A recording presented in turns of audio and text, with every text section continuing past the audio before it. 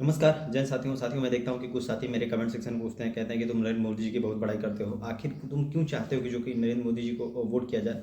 मैं ऐसे हजारों कार्ड गिनवा सकता हूँ जिससे कि आप चाहें कि आप नरेंद्र मोदी को वोट करें। और आपको बता देते हैं खास तौर से ऐसे साथियों से जो खास तौर से यूथ है, पढ़े लिखे हैं और अपने देश की इंटरनल सिक्योरिटी या आंतरिक सुरक्षा को भी बहुत बड़ा मुद्दा मानते हैं। मैं ऐसे लोगों से अपील करना चाहता हूँ कि आने वाले टाइम में अगर भारतीय जनता पार्टी इस देश से सत्ता से हटती है तो इंटरनल सिक्योरिटी बहुत बड़ा मैटर होगा। जिस हिसाब से लोगों को कहीं ना कहीं बाहरी लोगों को भारत देश में लाके बसाया जा रहा है, वो कहीं ना कहीं भारत देश के लिए खतरे की घंटी है। और आने वाले टाइम में अगर आप जागरूक नहीं होते हैं या आप अपने वोट की कीमत को नहीं समझते हैं, आप या चाहते हैं कि मतलब हम दूसरी पार्टी को वोट देके जिता दें, तो इतना बता देते हैं कि आने वाला टाइम आपके लिए बहुत ही ज़्यादा टफ होने वाला है। और इन सब चीज़ों के पीछे आप लोगों को जागरूक रहना पड़ेगा, अपने वोटों की कीमत पहचाननी पड़ेगी।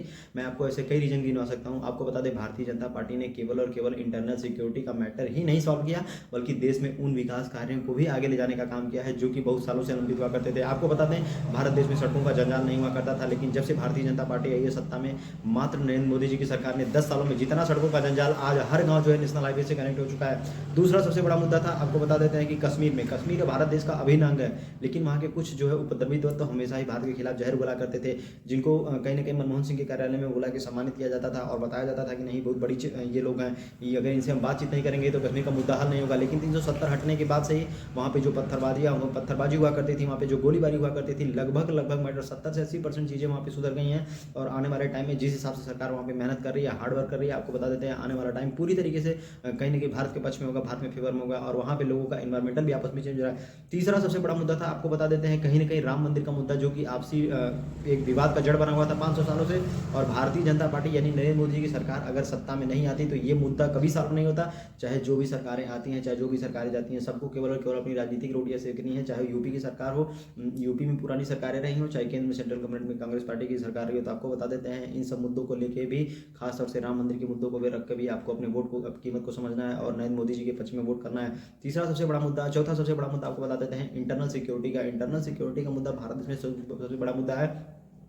आपको बता दें भारत देश के ऐसे कई राज्य हैं जहाँ पे जियोग्राफी पूरी तरीके से, डेमोग्राफी जो है पूरी तरीके से चेंज हो चुकी है और वहाँ पे ज़बरदस्ती बाहरी लोगों को इन्वाइट किया जा रहा है, बाहरी लोगों को वहाँ पे रखा जा रहा है, बाहरी लोगों को उनको वोटिंग कार्ड बनवाया जा रहा है। ये केवल और किस लिए कि ताकि आपके संसाधनों पर इनका कब्जा हो। आने वाला टाइम हिंदुओं के लिए इतना ज़्यादा टफ हो जाएगा कि चीज़ें बहुत ही मुश्किल हो जाएँ। और ऐसे में एक ही राज्य नहीं, कई ठो राज्य हैं, लगभग साजिश के तहत सारी सारी चीज़ें की जा रही हैं।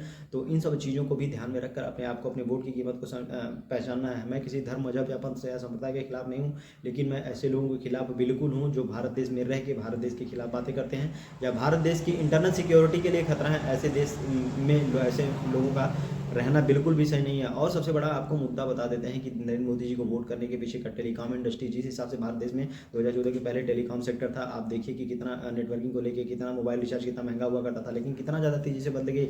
और उसी के साथ रोडों का जंजाल जो भारत देश में फैला है। मैं खासतौर से बनारस कराने वाला, मैं बनारस में देखा कि जितनी ज़्यादा चेंजेस जो है बनारस में नरेंद्र मोदी की सरकार ने किया। आप पेट्रोल की कीमत पे लेके बहस करते हैं, एक समय आएगा पेट्रोल नहीं, आप केवल और केवल रोटी के लिए ये संघर्ष करेंगे कि रोटी मिल जाए तो बहुत। आपको बता देते हैं क्या 2004 में जब मनमोहन जी की सरकार आई थी, 2004 से लेकर 2014 तक, तो उस टाइम का पेट्रोल आपको पता होना चाहिए कि अटल बिहारी वाजपेयी पेट्रोल मात्र 40 रुपये पे छोड़ के गए थे, लेकिन ये 72-73 रुपये कैसे पहुंचा। तो महंगाई का एक फ्लो है, एक रेट है, वो बढ़ती ही रहेगी और इसके पीछे इकोनॉमी लोगों की धीरे धीरे ग्रोथ हो रही है, चेंज हो रही है। तो इन सब चीज़ों पर हमें ध्यान रखना है और हमें अपने वोटों की कीमत को पहचानना है और हमें कम से कम नरेंद्र मोदी जी के लिए या उनके फेवर में कम से कम एक वोट करना है। अपने वोट की ताकत को पहचाने, ऐसे कैंडिडेट्स को बिल्कुल भी ना वोट दें जो आपके लिए और आपके समाज के लिए और आपके देश के लिए आने वाले समय में खतरा हो जाए। तो आप अपने वोट की कीमत को पहचानें और नरेंद्र मोदी जी और यानी बीजेपी के पक्ष में अपने वोट को मतदान करें। देश में इंटरनल सिक्योरिटी, मैं बार बार कह रहा हूँ, बहुत बड़ा मैटर बन चुका है और कहीं ना कहीं इसके लिए केवल और केवल जिस हिसाब से पहले बम धमाके सुनाई दिया करते थे, रेलवे स्टेशनों पर लिखा रहता था कि फालतू की सामान न छुएं, खाली बैग न छुएं, यहाँ पे बम हो सकता है। तो ये सारी चीज़ों को हमें ध्यान रखना और हमें इन सब चीज़ों को नोटिस करना है। नोटिस करके ही हमें अपने वोट की कीमत को पहचानना है और नरेंद्र मोदी जी के फेवर में अपने आपको वोट करना है। तो आप सभी लोगों की इन सब मुद्दों पर जिन पर मैं बात किया क्या रहा है, कमेंट सेक्शन में जरूर बताएं।